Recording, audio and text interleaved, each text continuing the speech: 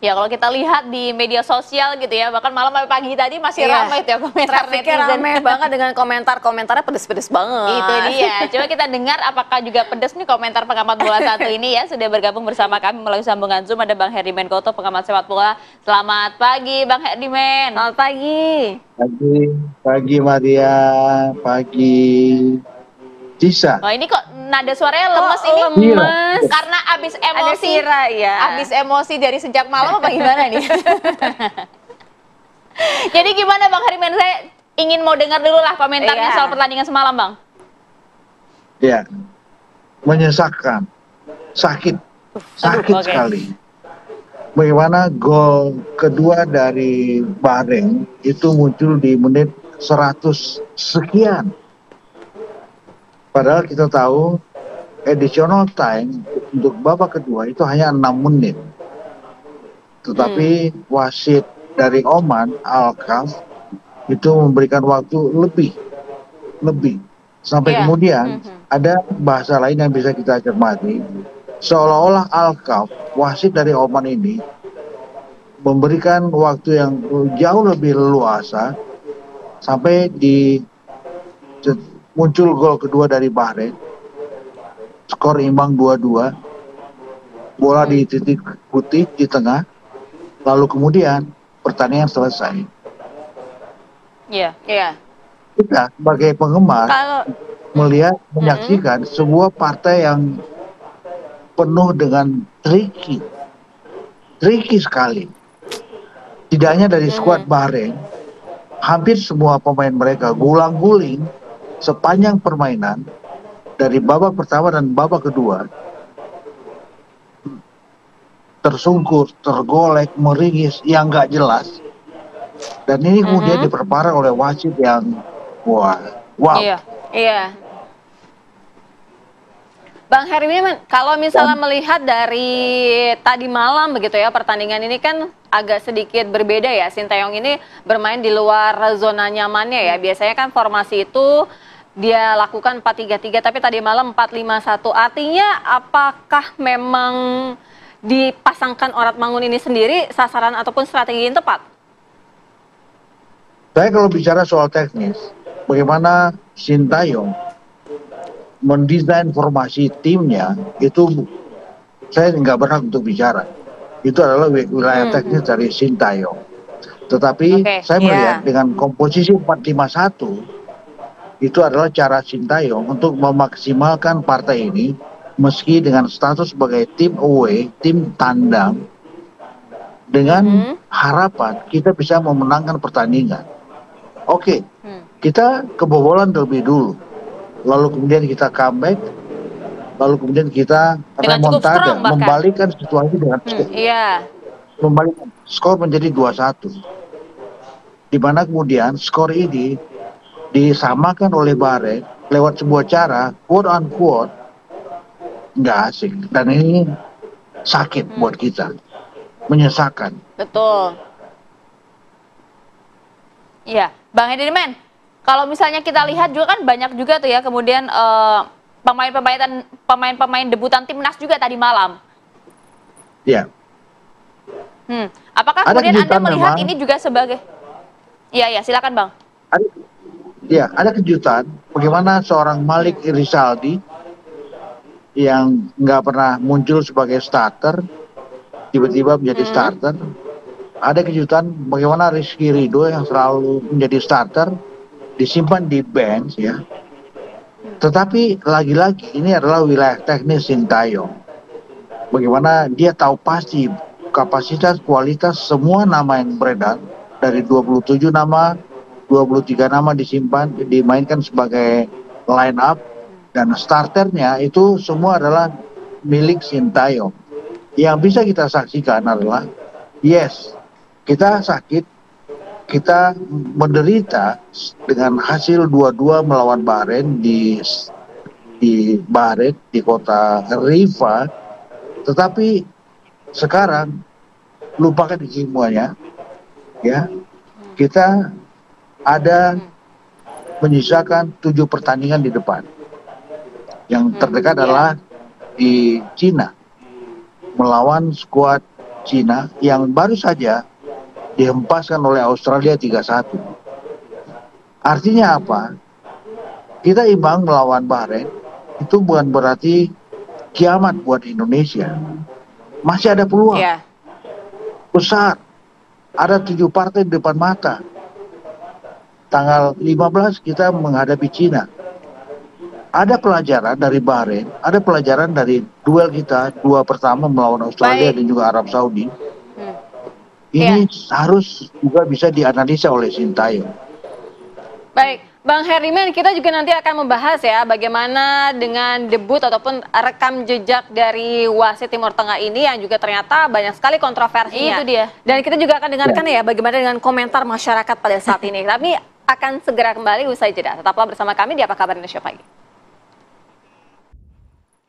Sebelum kita akan dengarkan bagaimana dengan pendapat masyarakat, kita akan terlebih dahulu langsung saja kembali dialog bersama dengan Bang Herdiman. Bang Herdiman, ini bagaimana Bang ketika wasit Ahmad Alkaf ini sudah banyak kontroversinya, tetapi apa sebenarnya alasan utama AFC ini tetap menunjuk wasit ini dalam pertandingan tadi malam? Tadi dalam package sudah dijelaskan bagaimana sebuah pertandingan dalam grup yang sama. Di sini ada Indonesia, Jepang, Australia, Saudi, Bahrain, dan Cina. Tidak boleh ada wasit dari negara yang bersangkutan yang berada di grup ini. Itu harus berada wasit yang berasal dari luar kompetitor di grup yang sama. Tapi pertanyaan penting adalah wasit dari kawasan, dari zona yang sama, kenapa boleh memimpin?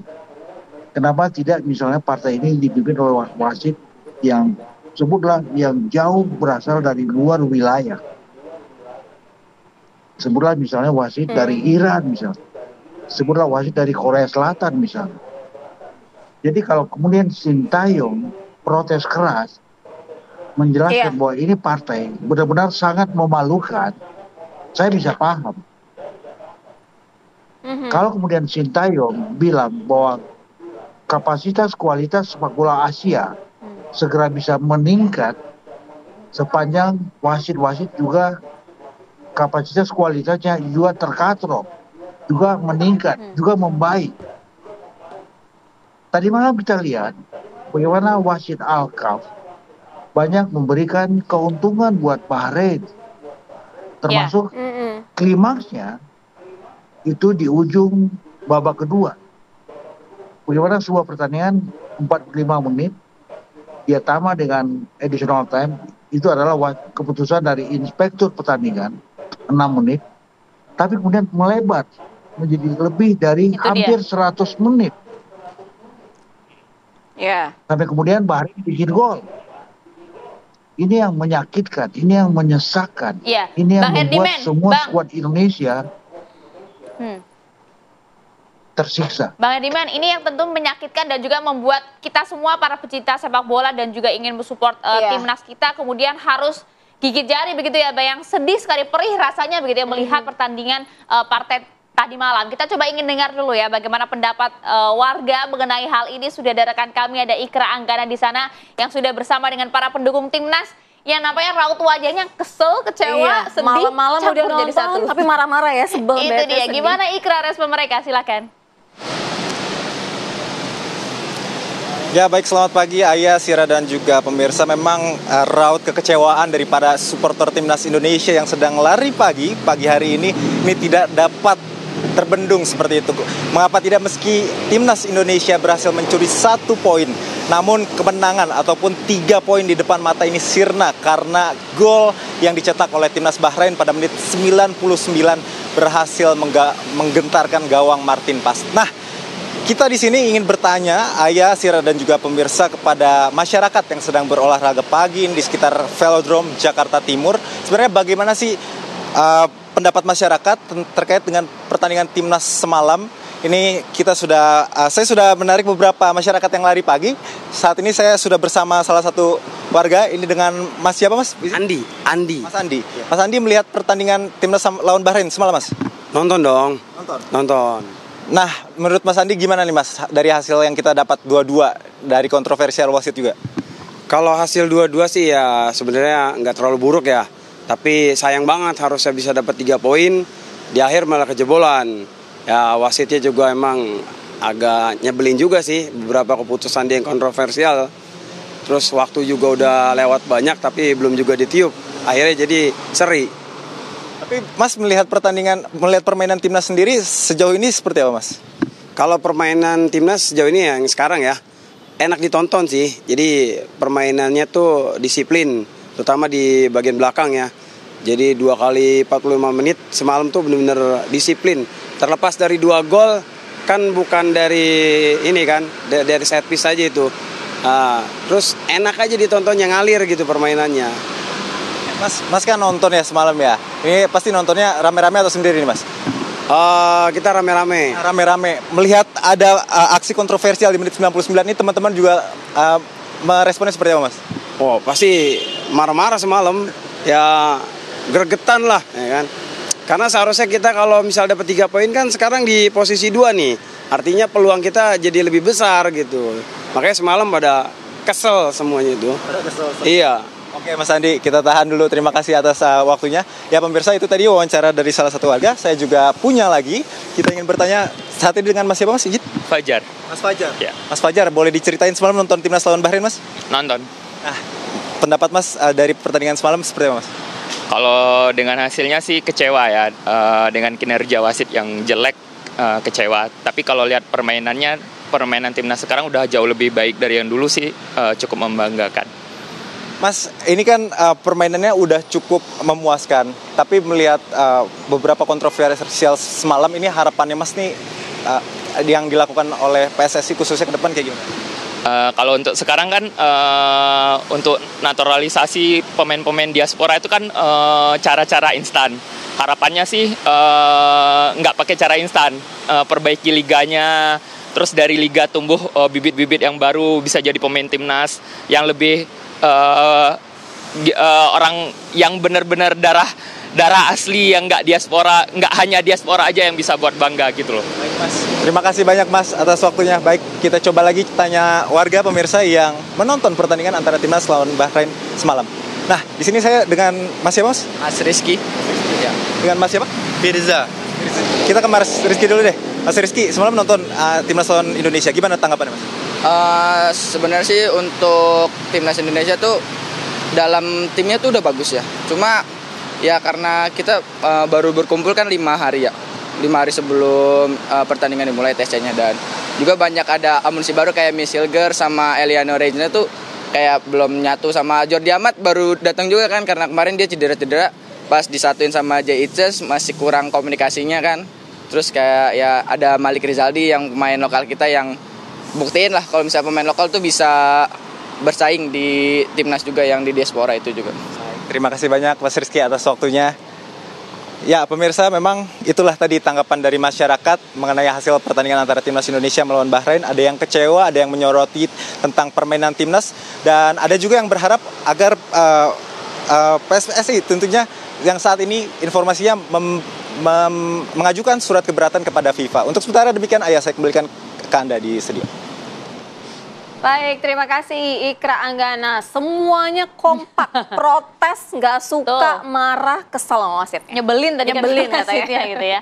Oke, kita lanjutkan diskusi kita bersama dengan Bung Herdimen. Bung, jadi bagaimana nih kemudian ke depan ya peluang Indonesia? Apakah mungkin juga kemudian partai semalam begitu ya harus mendapatkan evaluasi dari komite penyelenggara kompetisi FIFA? Ada kemungkinan itu tidak? Kalau sekedar protes, ya sah-sah aja. Tapi itu tidak akan mengubah hasil pertandingan. Pasti itu. Yang perlu kita harapkan adalah bagaimana AFC, Asian Football Confederation, itu jauh lebih ekstra hati-hati dalam memplot para pengadil yang memimpin satu pertandingan. Oke, di depan 5 hari lagi, 4 hari lagi, kita juga bermain dengan status sebagai tim tamu di markas Cina. Di Qingdao, 9 jam dari Bahrain dengan special flight, dan di situ harusnya Sintayong juga bisa memaksimalkan game ini. Satu yang perlu dicatat, Cina peluangnya sudah habis. 3 game semuanya kalah, tanpa satu pun angka yang bisa mereka petik. Saya pikir peluang mereka habis. Kalau sudah habis, kalau masyarakat publik Cina juga bereaksi negatif terhadap skuadnya, ini adalah bagaimana skuad Indonesia harusnya bisa memaksimalkan partai ini. Ini menarik dan saya melihat Sintayong tentu sudah punya formula khusus bagaimana dia bisa mendesain formasinya dari komposisi starter hingga para pemain pengganti agar apa? Agar game keempat ini bisa direbut dengan sebuah kemenangan dan ini adalah kemenangan pertama dan kalau kita menang peluang kita untuk tetap bisa bertahan minimal kita lolos ke putaran keempat itu tetap bisa terjaga dengan baik. Baik, terima kasih Bang Heriman Koto sudah berbagi bersama kami ya. Indonesia harus tetap fokus dan tetap semangat ya meski menyakitkan. Harus tetap optimis. Terima kasih banyak Bang Heriman atas waktunya bersama kami di Apa Kabar Indonesia Pagi. Kami jeda dulu pemirsa, usai jeda kami akan hadirkan informasi untuk Anda, diskusi mengenai selain sejumlah menteri di Kabinet Joko Widodo, kita dengar pula santer terdengar PDIP nampaknya juga diberi ruang dalam Kabinet Gemuk Prabowo Gibran. Betulkah demikian menguatnya kans dari PDIP bergabung dengan Kabinet Prabowo Gibran? Kita akan bahas usai jeda di sini di Apa Kabar Indonesia Pagi.